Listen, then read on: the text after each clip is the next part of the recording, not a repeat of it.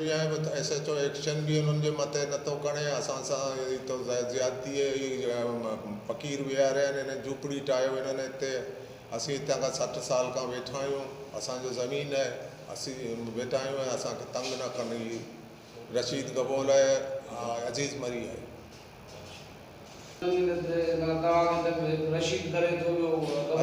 ये हिकिड़ो अज़ीज़ मरी आहे कुलाची अफजल जो वालिद साहब उन जो 60 साल खां हिते आरिफ़ो करनि पिया लीज़ वरी कयो आहे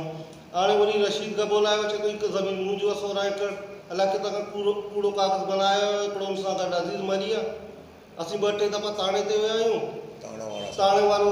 एस एच ओ मिलण लाइ तयारु कोन्हे एप्लीकेशन ॾिनो आहे एक्शन ई कोन थो खणे हीअ एप्लीकेशन इहो पियो आहे तव्हां वटि 1 एकड़ 30 गुंठा रिसीविंग असांखे ॾिनो आहे हाणे चए थो असांखे मिलियो ई कोन थाणे वारा चवनि था कहिड़ा कागज़ ना क्लास 157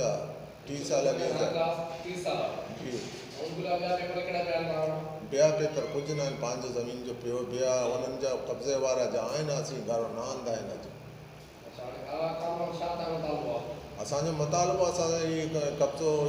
छॾे वञनि कब्ज़ा ग्रुप जेको रशीद गबोल आहे या अज़ीज़ मरी आहे सभु कब्ज़ा ग्रुप आहिनि हिते किथे ज़मीन कब्ज़ा पराए कनि था उन्हनि खे वरी प्रोजेक्ट हलाइनि था ज़मीन ते असीं हेरती आहियूं 2 दफ़ा उन्होंने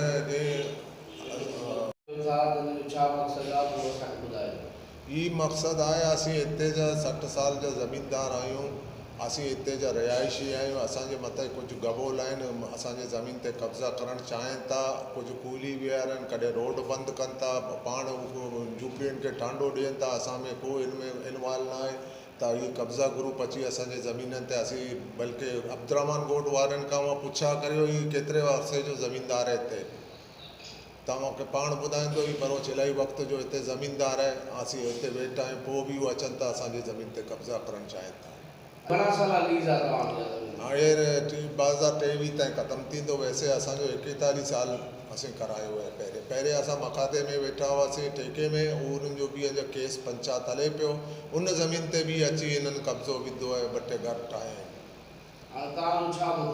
असांजो मुतालबो असांजा कब्ज़ा वारा हटनि वञनि असांजो ज़मीन असांखे मिले बसि ॻाल्हि ई ख़तमु थी वेंदो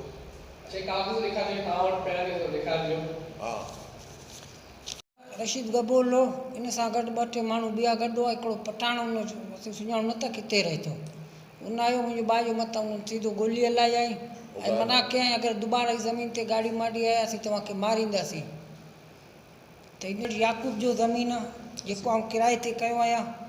ऐं माल गाड़ी मुंहिंजा ख़ाली कनि था हीउ कूड़ो इल्ज़ाम आहे वालिद साहिब जो मथां ते भूंगियूं साड़ियो हथियार खणी आयो पिलाणूं खणी सॼो हिन जो डामो आहे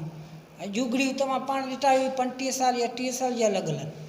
जेका जुगड़ियूं तव्हांजो मीडिया पाण अची उते सॼो सर्वे करे बि वियो आहे हीअ 35 साल जो असांखे जुगड़ियूं ॾेखारी 35 साल खां लॻल आहिनि जुगड़ियूं थाणे ते बि वियासीं एप्लीकेशन ॾिनासीं हुन चयो असां ईंदासीं इंक्वायरी कंदासीं पोइ तव्हांखे ॿुधाईंदासीं ईअं कंदासीं माना ईअं हिन जो लॻे थो एस एच ओ साहिबु जेको हिननि सां गॾु मुलविस आहे न एक्शन कुझु बि नथो खणे 3 दफ़ा फ़ोन बि असां कयासीं राब्तो बि कयासीं चए थो न एप्लीकेशन तव्हांजो असांजो हीअं हथु कोन चढ़ियो आहे जॾहिं चढ़ंदो असां ईंदासीं ईअं कंदासीं असांजो माण्हू ज़ख़्मी मत ॾियो विच में ॿिया माण्हू आया जेका असां आयासीं उन ते मूं फायर करे निकिरी वियो गाड़ी जे मथां हवाई फायर कया न कूड़ सॼो हिननि जो डामो भले चेक कनि इंक्वायरी थिए यको जेका मीडिया में ॻाल्हि कनि सॼो हिननि जो डामो आहे कूड़ ऐं नाजाइज़ ज़मीन ई ज़मीन असांजो राय अमल ई असीं कोर्ट सां रुजू कंदासीं हाई कोर्ट सां एस एच ओ अगरि एक्शन न खणंदो त मजबूरन असांखे हाई कोर्ट वञिणो पवंदो